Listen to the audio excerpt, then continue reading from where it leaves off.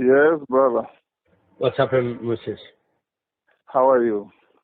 Not very good. I don't know what to answer because today is Sunday. Now something is happening. What's going on? Raila met with the head of state on this matter Okay. and explained to him. Yes. And the head of state has called the minister. Yes, but you have very easy. Minister is your partner. Why you have to go to the other guy? I don't understand. Let me just tell you what is happening. Okay. He's seeing him tomorrow. Yes. He's my neighbor. I've seen him this morning. And he's told me the head of state has been away in Mauritius for a week. He will see him tomorrow. And he says, hopefully, in the course of the week, we will be able to finish up this matter once and for all. There are no issues because the items are safe. And since Raila brought the attention of the boss, let him also go and explain to him what has been done so far. Then he will communicate to you. Who will communicate it to me? Through either Raila's people or through Zahir, to send your vessel to come and pick the items. So it is okay. Look, my brother, this is something where you and me, we have to clarify from now. It's very good even for you to know what's going on.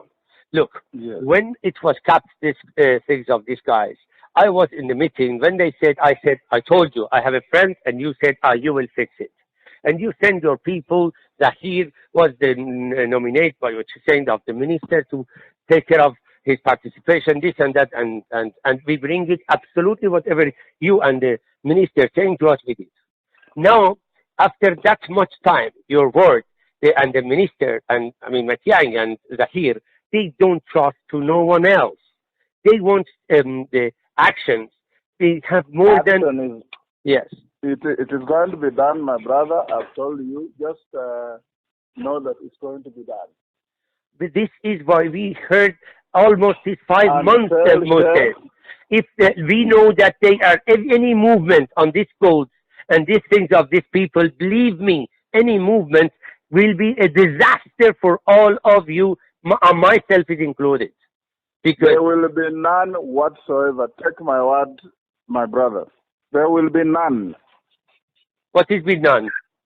There will be no negative movement. It's only going to be positive and going to be resolved and done. Then is our goals of these people and are in the hand of who is right now? Because it was in the hands you and Matiangi. And Matiangi called and said with you that he's in his control, no? It is not in my hands, it is in the hands of the state. Like it was before. No, it was not before. You say you have it before, and Matiangi said it has under his control. If you remember, we have all his capacity as minister, not in any other capacity. He's a security minister. And he has all our goals as a minister. Now, there are a few things I want us to take careful note of. Yeah. In my view, this audio confirms that there was no fake Matiangi involved in this. The Matiangi who was involved in this must have been the real Matiangi. Of course, I've had my doubts right from the beginning, even before this audio emerged. Yeah, I've had my doubts as to the information that we've been fed, that the gold scammers were dealing with the fake Matiangi. Why? Okay, I'll answer you by asking you a simple question. If you're dealing with a foreign country, a foreign government, you as a person, and in the course of your transactions, you are taken into a meeting with somebody whom you are told was the interior CS of that country, what's the first thing you do? You know the answer. You'd rush to Google, try and read up a bit of information about him before your meeting. That is just basic common sense.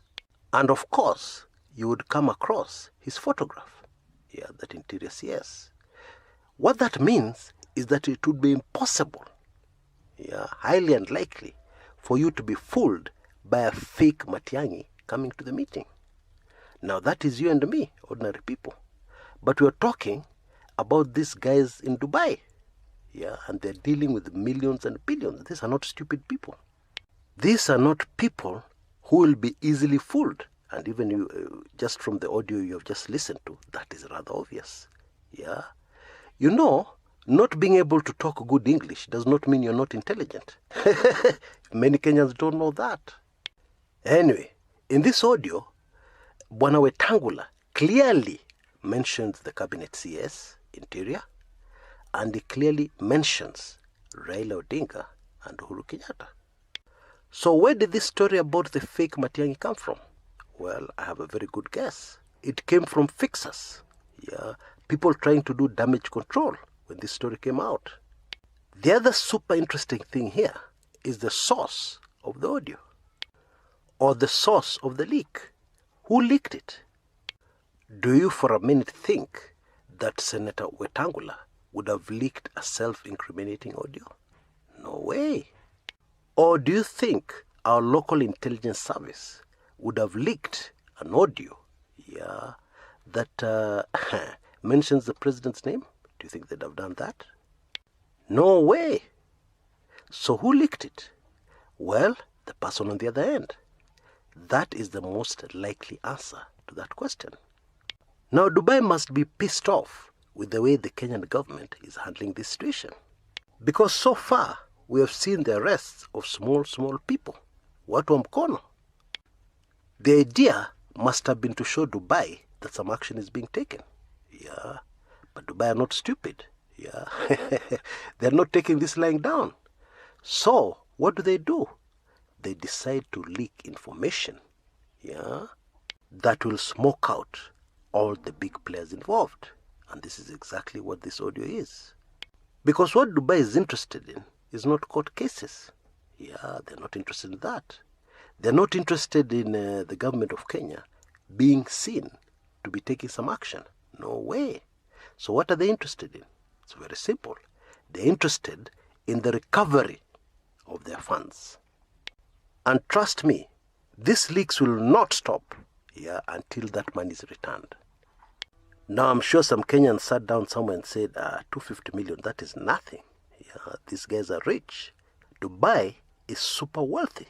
I mean, those guys, 250 million is pocket change. Yeah, petty cash to those guys. So nothing will happen. Yeah. In my view, if indeed there were people who spoke like this, then they ignored, yeah, the basics in human nature.